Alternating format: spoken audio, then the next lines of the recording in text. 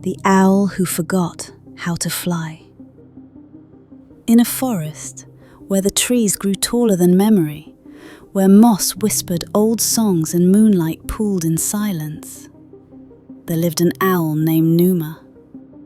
She was born beneath the roots of an ancient cedar, where the ground was always cool and the night always quiet.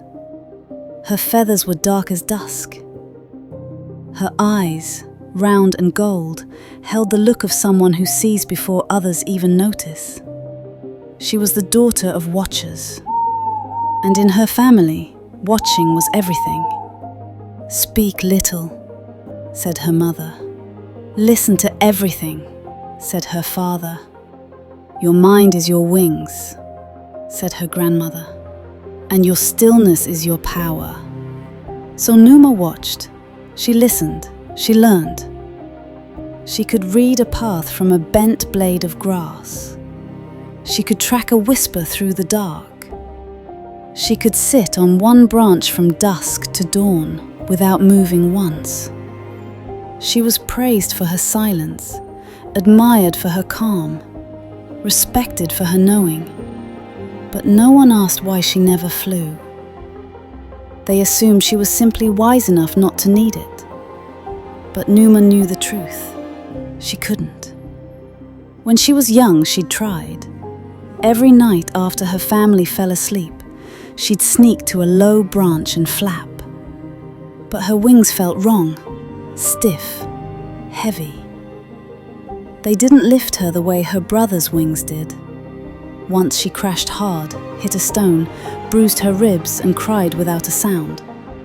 After that, she told herself, maybe flight isn't meant for me. Maybe wisdom is my sky. And so she buried her ache in questions, in stories, in watching. Years passed.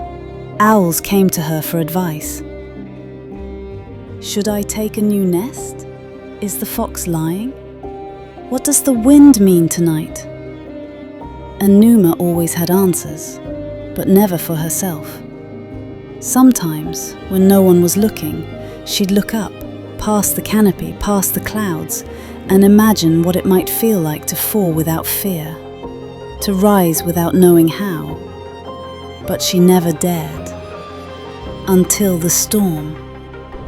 It came in the fourth winter, fast, loud, unforgiving.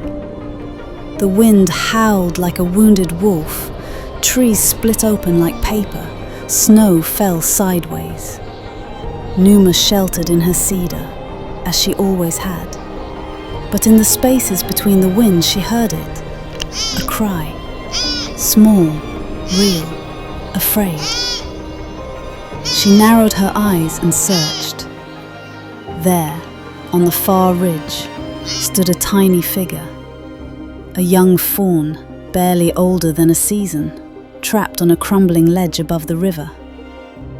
Mud had given way, the path was gone, and no one could reach her. Not the fox, not the rabbit, not even the tall deer, only someone who could fly. Numa's heart thundered. She stepped to the edge of her branch, looked down, looked at her wings, then looked at the fawn again. She didn't think, she jumped. The wind grabbed her like a stranger. She dipped, wobbled, spun sideways. Snow stung her face, her feathers trembled, but she didn't stop. She aimed her body like a question, like a promise she didn't fully understand. She crashed near the fawn, feathers soaked, talons shaking, and wrapped her wings around the shivering body. They stayed like that, the two of them, pressed together in the cold, until the wind quieted and the storm finally exhaled. When morning came, the animals of the forest gathered. They saw the broken ridge, they saw the mud, they saw the owl, wet, ragged, but alive, holding the fawn like a star in the snow. They didn't call her wise. They didn't call her still. They called her brave. That night, Numa didn't go home. She climbed higher, past the branches she'd known, past the perch where she used to sit and wait. up to the highest limb of the oldest tree. The sky above her was huge. She looked at her wings, still imperfect, still unsure, and opened them. She didn't fly the way owls were supposed to. She didn't glide silent and smooth. She flapped awkwardly. She caught the wind sideways.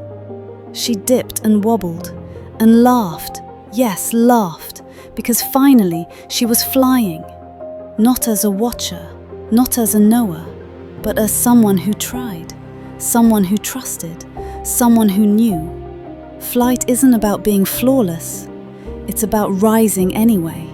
Wisdom can keep you safe, but courage teaches you who you are. And sometimes, the only way to know if you can fly is to stop watching from the branch and leap.